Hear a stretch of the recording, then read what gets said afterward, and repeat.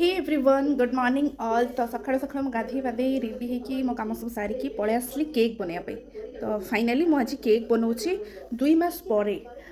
2 मास पर मत आज गोटे बटरस्कच फ्लेवर 1 पाउंड केक ऑर्डर आसी 2 मास पर। तो कहीं मु 2 मास पर बनाऊँगी कौन नहीं वीडियो मो सहित कंटिन्यू करूँ आपण मैंने निश्चय जानीपर। तो चलतु आज आम केक बनवा।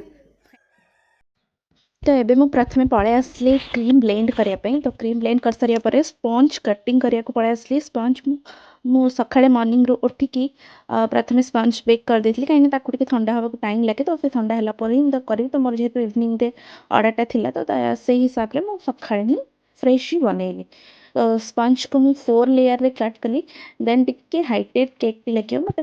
तो ये जो स्पंज टी बेक करछि सेटा होछि 5 इंच रो केक टिन रे बिकॉज मत टिके हाइटेड केक बनवार थिला। फ्लेवर होछि बटरस्कच। तो मु first of all sponge then cream then butterscotch जो क्रश रोछि ताको ता ऊपर टिके स्प्रे करके स्प्रेड करके देन ता ऊपर बटरस्कच रो जो नट्स गुड़ा से तो ताको टिके देली। देन पुणी लेयर कंप्लीट कली मोर सेकेंड लेयर लगेली।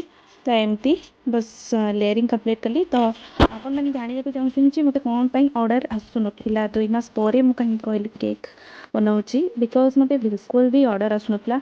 कहुए कि नजर इज रियल कि मुझे सब को बिलीव कर नी। तो हठात मो सहित जिते तो मुझे जाना पाई हाँ नजर इज रियल। तो मु कौन है ना मोर डिसेम्बर नवेम्बर लास्ट रू स्टार्ट है बिजनेस इमिती मात्रा आरंभ है नवेम्बर डिसेम्बर एंड जनवरी 2 वीक पर्यंत कंटिन्यूअसली ऑर्डर आसला कंटिन्यूअसली सब दे चलली।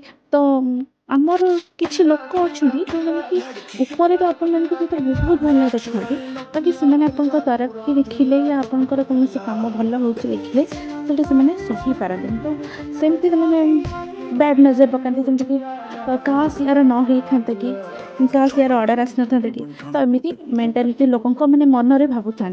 तो से भाया मो सहित भी किसी घटी।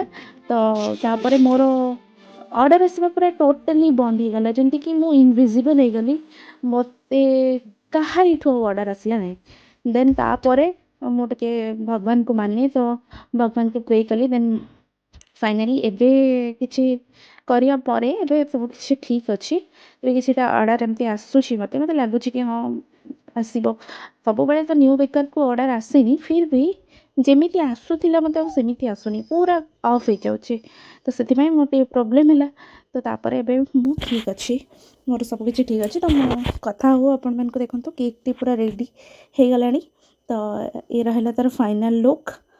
देन तापर टिके स्प्रिंकल पूरा ही सिंपल केक थिला बेसी ताम छाम किछि भी नथिला पूरा सिंपल आउ केकटा थिला मते भी पर्सनली बहुत ही भल लागतिला पूरा सिंपल केक। तो या पर टिके स्प्रिंकल गोल्डन रा पके देली ता ऊपर। तो ताको टिके भल लुक आसीबो पई। ओके आपण मन को जदि मोर वीडियो भल लागुची ताले लाइक शेयर एंड कमेंट करंतु। आउ मो चैनल को जदि नुआ आछंती ताले सब्सक्राइब भी कर दियंतु please. Thank you so much.